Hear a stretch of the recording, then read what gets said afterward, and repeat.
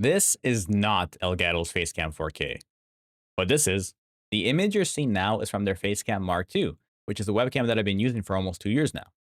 Today, we'll be doing a quick compare and contrast between both webcams to see how they stack up. Small caveat, this is recorded at 1080p since that is the maximum resolution of the Facecam Mark II, so you won't get to see the full 4K goodness of the Elgato Facecam 4K. Regardless, is it a better picture quality even at 1080p? Let's find out. Let's start by looking at my current Facecam Mark II setup. First off, I have an Elgato ring light in front of me at 30% brightness with the webcam angled down and to the left of me. Then I have an Elgato key light to my left at 15% brightness angled about 30 degrees facing me.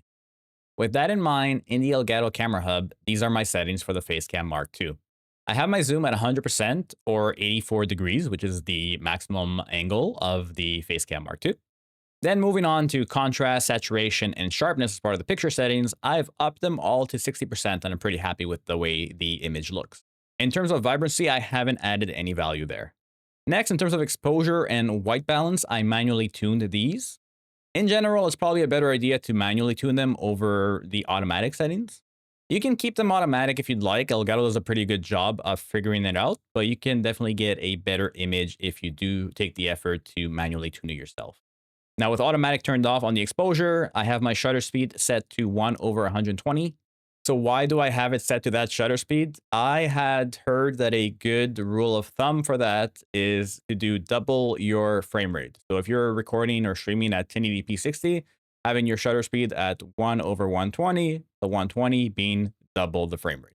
Feel free to correct me here if I'm wrong, but that's just the rule of thumb that I've been following and seems to be working for me. In terms of my ISO levels, I have that set to about 200. For dynamic range, I do have it set to standard, but high is also an option. And then in terms of white balance, I have the temperature set to the same temperature as my lights, which is 5600. And I have not messed around with the tint.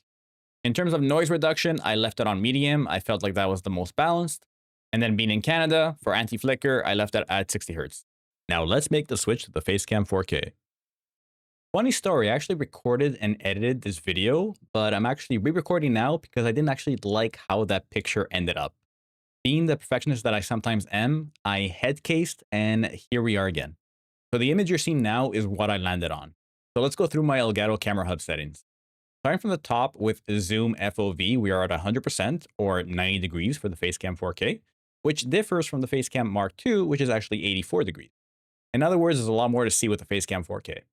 Next, for picture, I have contrast at 55%, saturation at 60%, and sharpness at 55%.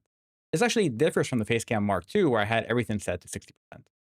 Regarding the shutter speed, I am still using 1/120, following the rule of thumb that you should have at least double what your recording or streaming frame rate is at. Once again, whether that's true or not, please let me know.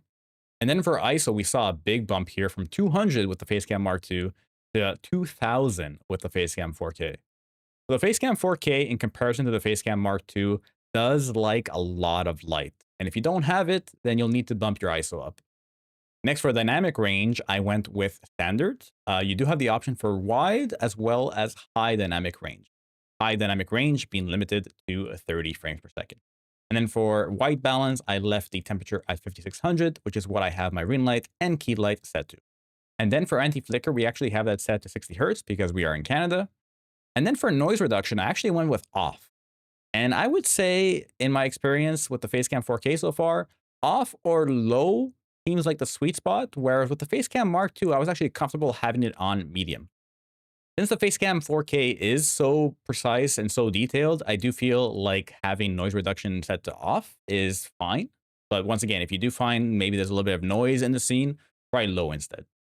I also have a couple of additional elements for the image of my webcam.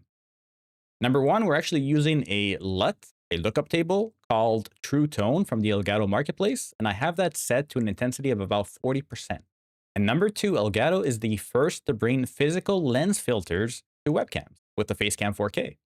More specifically, the Elgato Facecam 4K supports 49mm lenses, and I am currently using the 1/4 black mist filter. Now, just a reminder that our output is set to 1080p 60 for comparison's sake with the Facecam Mark II. Another thing worth noting is that it does support 1440p. So for those of you that are streaming or recording that quality, that's something you can do. So how does it compare? Well, even limited at 1080p, the Facecam 4K definitely shows a higher visual fidelity than the Facecam Mark II. Visuals are more crisp, and generally there's less noise to the scene. Definitely a bump up in quality even at the same resolution, which can be attributed to the Facecam 4K's superior specification. So what can we say about these Elgato Facecams? Well, if you're looking for a 4K image at an affordable price, it's really tough to beat the Facecam 4K. Well, what about a 1080p? Well, although the Facecam 4K does provide better quality at 1080p compared to the Facecam Mark II, at that point you have to consider the additional cost and whether it's worth it for you. In all likelihood, the Facecam Mark II would fit your needs at that resolution. Overall, the Facecam 4K is very impressive, and the fact that it actually supports 49mm lenses on top of that for a webcam is amazing. What are your thoughts on the Elgato line of products? What would you like to see next? Let me know in the comments below.